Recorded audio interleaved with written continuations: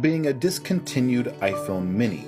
In its place will be a larger entry-level model, so the upcoming lineup will consist of a 6.1-inch iPhone 14, a 6.7-inch 14 Max, a 6.1-inch 14 Pro, and a 6.7-inch 14 Pro Max. But perhaps the most noticeable change will be the missing notch.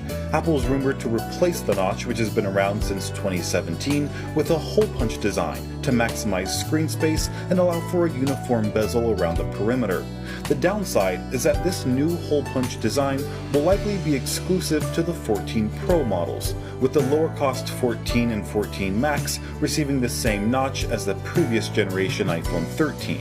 Another unique aspect of the 14 Pro models will be their camera system, which is expected to feature a 48-megapixel camera and 8K video recording capabilities. This larger lens will allow for some new features like pixel binning, which takes smaller 12-megapixel photos that feature better low-light performance by merging data from multiple smaller pixels on the camera's image sensor. But if a photo is captured in good lighting, then the full 48-megapixel size will be used instead. An 8K video will not only make videos recorded on iPhone more future-proof, since 8K displays are right around the corner, but also allow for super high-resolution footage optimized for augmented and mixed reality devices, like the AR headset Apple's allegedly developing. Because of these improvements, the camera bump on the Pro models are expected to be thicker.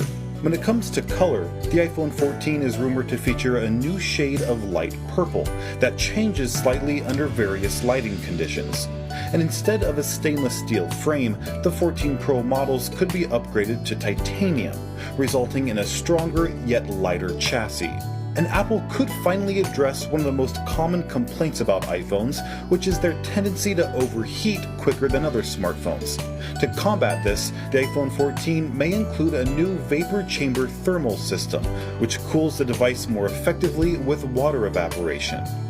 Now, because of supply constraints and cost, the chip featured on the 14 and 14 Max models will likely be the same A15 used by iPhone 13 today, which would be the first time Apple reused an older chip for new flagship iPhones, although the 14 Pro models are expected to receive an upgraded A16 chip as usual. But the more exciting update will likely come to the iPhone's modem rather than its processor. Apple's expected to use Qualcomm's Snapdragon X65 modem, which is the first to feature 10 gigabit 5G with faster connectivity speeds. It also enables some satellite connectivity features like emergency messages, which would allow users to text emergency services and contacts using a satellite network when there's no cellular or Wi-Fi signal available. It'll be a new communications protocol alongside SMS and iMessage, and it'll feature gray message bubbles with message length being restricted. And for the first time, Apple could be using their own technology in a radio frequency chip, which is smaller, uses less power on 5G, and adds support for Wi-Fi 6E, which will offer the high-speed wireless transmissions necessary for augmented reality experiences. And since Apple has allegedly advised US carriers to prepare for eSIM-only smartphones by 2022, the new iPhone 14 models may be the first to come without a physical SIM slot. Apple's expected to introduce the iPhone 14 models at an event in September, although the 14 Max model specifically is 3 weeks behind schedule because of pandemic delays in China, which means it may be released later than the other models, or at least in short supply at launch.